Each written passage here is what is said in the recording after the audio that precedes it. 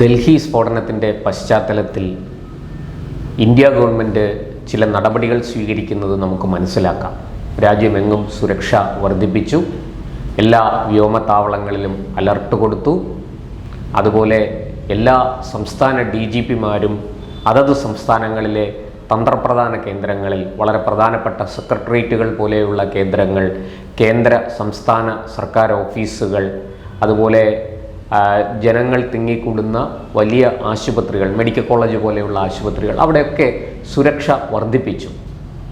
വലിയ രീതിയിൽ നമ്മുടെ സൈന്യവും, നമ്മുടെ അതിർത്തി കാത്തുകൊണ്ടിരിക്കുന്ന നമ്മുടെ സൈന്യവും ജാഗ്രതയോടെ നിലകൊള്ളുന്നു. രാജ്യത്തിനകത്ത് എല്ലാ തരത്തിലും നമ്മുടെ അർദ്ധസൈനിക വിഭാഗം ഉൾപ്പെടെ പോലീസും മറ്റെല്ലാ ഏജൻസികളും വളരെ ശക്തമായ നടപടികളും നിരീക്ഷണവും ജാഗ്രതയും ഒക്കെയായി മുന്നോട്ട് പോകുന്നു. എന്നാൽ തൊട്ട അയൽപക്കത്ത് പാകിസ്ഥാനിൽ അതിനേക്കാൾ വലിയ ജാഗ്രതയാണ് ഇപ്പോൾ സ്വീകരിച്ചിരിക്കുന്നത്. പാക് പ്രധാനമന്ത്രി ഷഹബാസ് ഷെരീഫ് തന്നെ നേരിട്ട് അതിന് നേതൃത്വം കൊടുക്കുന്നു.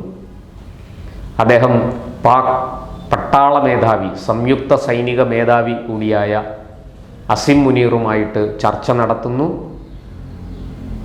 വളരെ പെട്ടെന്ന് തന്നെ ചില നടപടികൾ സ്വീകരിക്കുന്നു. ഒന്നാമതായിട്ട് അവർ ചെയ്തത് പാകിസ്ഥാനിലെ എല്ലാ വ്യോമത്താവളങ്ങൾക്കും നിർദ്ദേശം കൊടുത്തു. അവിടെ എല്ലാം റെഡ് അലർട്ട് പ്രഖ്യാപിച്ചു. കൂടുതൽ സൈന്യത്തെ അതിർത്തി മേഖലയിലേക്ക് വിന്യസിക്കുന്നു. സൈന്യത്തിനോട് ജാഗ്രതയോടെ ഇരിക്കാൻ നിർദ്ദേശിക്കുന്നു. ഈ വ്യോമ ഗതാഗതം, വ്യോമത്താവളങ്ങൾ, അതുപോലെ എയർ പട്രോൾ, ഈ ആകാശ നിരീക്ഷണം, വ്യോമ നിരീക്ഷണം എന്നൊക്കെ പറയാം, ആ ആകാശ നിരീക്ഷണം വളരെ ശക്തിപ്പെടുത്തി. അതായത് ഇന്ത്യയിൽ നിന്ന് മറ്റൊരു ആക്രമണം ഓപ്പറേഷൻ സിന്ദൂർ പോലെ ഉണ്ടാകും എന്ന ഭയത്തിലാണ് പാകിസ്ഥാൻ. അവർക്ക് പ്രധാനമന്ത്രിക്കാകട്ടെ, പട്ടാള മേധാവിക്കാകട്ടെ, മറ്റ് ഉന്നത ഉദ്യോഗസ്ഥർക്കാകട്ടെ, അവിടുത്തെ രാഷ്ട്രീയ നേതൃത്വങ്ങൾക്കാകട്ടെ കിടന്നിട്ട് ഉറക്കം വരുന്നില്ല. ഡൽഹി സ്ഫോടനത്തിൻ്റെ പരിണിത ഫലം എന്തായിരിക്കും എന്ന് ആലോചിക്കുമ്പോൾ തന്നെ പാകിസ്ഥാൻ്റെ മുട്ടിടിക്കുകയാണ്. അവർക്കറിയാം ഓപ്പറേഷൻ സിന്ദൂരിൽ എന്താണ് സംഭവിച്ചതെന്ന് അവർക്കറിയാം. ഇന്ത്യയുടെ ബ്രഹ്മോസുകൾ ചീറിപ്പാഞ്ഞു വന്ന് പാകിസ്ഥാൻ്റെ ഏതാണ്ട് 12 വ്യോമത്താവളങ്ങളെയാണ് തകർത്ത് കളഞ്ഞത്, എയർ ബേസുകൾ. അവർക്ക് വളരെ കൃത്യമായിട്ട് ബ്രഹ്മോസിൻ്റെ മാരകമായ പ്രഹരശേഷി എന്താണെന്ന് അനുഭവിച്ചറിയാൻ സാധിച്ചു. അതുപോലെ പാകിസ്ഥാൻ്റെ ആണവ ഇന്ധനം സൂക്ഷിച്ചിരുന്ന, അല്ലെങ്കിൽ ആണവ സാങ്കേതിക വിദ്യയും ആണവായുധങ്ങളും സൂക്ഷിച്ചിരുന്ന കേന്ദ്രങ്ങളൊക്കെ, ഞാനതിൻ്റെ വിശദാംശങ്ങളിലേക്ക് പോകുന്നില്ല, അതൊക്കെ ആക്രമിച്ച് തകർക്കപ്പെട്ടു. അമേരിക്ക പോലും ഞെട്ടിത്തരിച്ചുപോയി. കണ്ണടച്ചു തുറക്കുന്ന വേഗത്തിലാണ് ഈ കേന്ദ്രങ്ങളെല്ലാം നശിപ്പിക്കപ്പെട്ടത്. 9 ഭീകരപരിശീലന കേന്ദ്രങ്ങൾ തകർത്ത ഇന്ത്യയുടെ വ്യോമാക്രമണം ഏതാണ്ട് 22 മിനിറ്റാണ് നീണ്ടു നിന്നത്.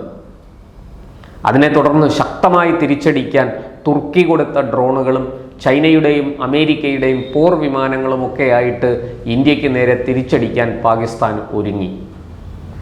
പക്ഷെ ആ തിരിച്ചടിക്കാൻ പാകിസ്ഥാൻ തയ്യാറായിരിക്കുന്നത് തൊട്ടടുത്ത ദിവസം അതിരാവിലെയാണ്, ഏതാണ്ട് 3 മണിക്കും 4 മണിക്കും ഇടയ്ക്കാണ്.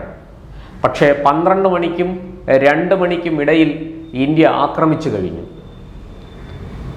അതായത് പാകിസ്ഥാന്റെ ആക്രമണത്തിന് കാത്തു നിൽക്കാതെ തന്നെ ഇന്ത്യ വലിയ തിരിച്ചടി പാക് വ്യോമ മേഖലയ്ക്ക് നൽകി. തുടർന്ന് വലിയ പരിശ്രമമൊക്കെ പാകിസ്ഥാൻ നടത്തി നോക്കി. പക്ഷേ ഇന്ത്യയുടെ വ്യോമ പ്രതിരോധ സംവിധാനത്തെ ഭേദിക്കാനായില്ല. നമ്മുടെ S-400 എന്ന് പറയുന്ന സുദർശന ചക്ര എന്ന ആ വ്യോമ പ്രതിരോധ സംവിധാനത്തിന് മുന്നിൽ പാകിസ്ഥാന്റെ ആക്രമണങ്ങളുടെ മുനയൊടിയുന്ന കാഴ്ച ലോകമെങ്ങും കണ്ടു. മാത്രമല്ല, തകർന്നു വീണ ചൈനയും അമേരിക്കയും കൊടുത്ത വിമാനങ്ങളുടെ ചിത്രങ്ങൾ, പോർ വിമാനങ്ങളുടെ ചിത്രങ്ങൾ, അത് ഈ തോട്ട വിഴുങ്ങിയ പന്നി എങ്ങനെയാണോ ചത്തുമലച്ച് കിടക്കുന്നത്, അതുപോലെ ഈ ചൈനീസ് വിമാനങ്ങളും അമേരിക്കൻ പോർ വിമാനങ്ങളും ഒക്കെ പൊട്ടി തകർന്ന് കിടക്കുന്ന കാഴ്ച നമ്മുടെ ഉപഗ്രഹങ്ങൾ ഒപ്പിയെടുത്ത് ലോകം മുഴുവനും പ്രചരിപ്പിച്ചു. അങ്ങനെ നാണം കെട്ട പാകിസ്ഥാൻ ഒടുവിൽ ഇന്ത്യയുടെ തിരിച്ചടി സഹിക്കാൻ വയ്യാതെ, അത് ഏതാണ്ട് 72 മണിക്കൂർ നീണ്ടു നിന്നു. തുർക്കി കൊടുത്ത ഡ്രോണുകൾ ഒരെണ്ണം പോലും ഇന്ത്യൻ അതിർത്തി കടന്ന് ഇപ്പുറത്തേക്ക് വന്നില്ല. അതേസമയം പാക് റേഞ്ചേഴ്സിന്റെ ഷെല്ലാക്രമണം അതിർത്തിയിൽ ചില ദുരിതങ്ങളൊക്കെ ഉണ്ടാക്കി. നമ്മുടെ ചില സിവിലിയൻസ് പൗരന്മാർ കൊല്ലപ്പെടുകയുണ്ടായി. പക്ഷേ 1ക്ക് 10 എന്നുള്ള രീതിയിലാണ് ഇന്ത്യ തിരിച്ചടിച്ചത്. ഇവിടെ ഒരാളിന് ജീവഹാനി ഉണ്ടായെങ്കിൽ അപ്പുറത്ത് 10 പേരുടെ ജീവൻ എടുക്കാൻ നമുക്ക് കഴിഞ്ഞു, നമ്മുടെ സൈന്യത്തിന് കഴിഞ്ഞു. അങ്ങനെ എല്ലാ അർത്ഥത്തിലും തോറ്റോടിയ പാകിസ്ഥാൻ ഒടുവിൽ അമേരിക്കയുടെ കാല് പിടിച്ച് അമേരിക്കയ്ക്ക് പോലും ഇക്കാര്യത്തിൽ ഇടപെടാൻ കഴിഞ്ഞില്ല. ഒടുവിൽ നേരിട്ട് പാകിസ്ഥാൻ്റെ director general of military operations ഇന്ത്യയുടെ DGMOയെ വിളിച്ച് വെടിനിർത്തണം എന്ന് അപേക്ഷിക്കുകയായിരുന്നു. സമാധാനകാംക്ഷികളായ നമ്മൾ അതിന് തയ്യാറായി. പക്ഷേ ഓപ്പറേഷൻ സിന്ദൂർ അവസാനിച്ചിട്ടില്ല. ഏത് നിമിഷവും അത് പുനരാരംഭിക്കാൻ ഞങ്ങൾ സജ്ജരാണ്. ഇനിയൊരു ഭീകരാക്രമണം ഇന്ത്യക്ക് നേരെ ഉണ്ടാകരുത്, ഉണ്ടായാൽ കനത്ത വില നിങ്ങൾ നൽകേണ്ടി വരും എന്ന് അന്ന് തന്നെ നമ്മുടെ പ്രധാനമന്ത്രിയും നമ്മുടെ പ്രതിരോധ മന്ത്രിയും നമ്മുടെ സേനാ തലവന്മാരും, അത് ആർമി ആകട്ടെ, നേവി ആകട്ടെ, എയർഫോഴ്സ് ആകട്ടെ, സംയുക്ത സേനാ മേധാവി ആകട്ടെ, അവരെല്ലാവരും ഒരവസരത്തിൽ അല്ലെങ്കിൽ മറ്റൊരവസരത്തിൽ പാകിസ്ഥാൻ അത് നൽകി.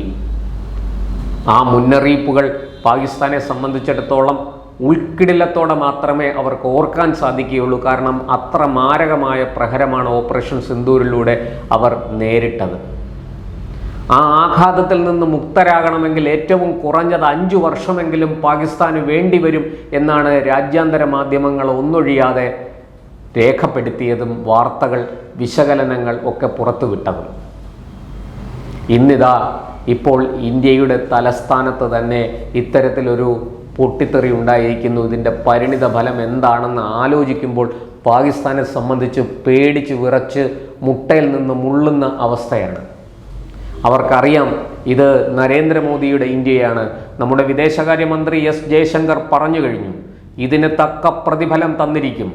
ഡൽഹിയിൽ നഷ്ടപ്പെട്ട 8 ജീവനുകൾക്ക് പകരം ഞങ്ങൾ ചോദിച്ചിരിക്കും, അക്കാര്യത്തിൽ യാതൊരു സംശയവുമില്ല എന്ന് നമ്മുടെ വിദേശകാര്യമന്ത്രി ജയശങ്കർ അസന്നിഗ്ധമായി പറഞ്ഞു കഴിഞ്ഞിരിക്കുന്നു. ഇതോടുകൂടി പാകിസ്ഥാൻ വാലിൽ തീ കൊളുത്തിക്കൊണ്ട് ഓടുകയാണ്. എന്ത് ചെയ്യണം എന്നറിഞ്ഞുകൂടാ. പാക് പട്ടാള മേധാവി അസിം മുനീറിനാകട്ടെ, പ്രധാനമന്ത്രി ഷഹബാസ് ഷെറീഫിനാകട്ടെ, പ്രതിരോധ മന്ത്രി ഖ്വാജ ആസിഫിനാകട്ടെ, അവരുടെ വിദേശകാര്യമന്ത്രിക്കാകട്ടെ എന്തു ചെയ്യണമെന്ന് ഒരു രൂപവുമില്ല. നമ്മുടെ ഇൻ്റർനാഷണൽ മീഡിയ പങ്കുവയ്ക്കുന്ന വാർത്തകൾ ശരിയാണെങ്കിൽ പാകിസ്ഥാൻ്റെ ആകാശം പ്രക്ഷുബ്ധമാണ്.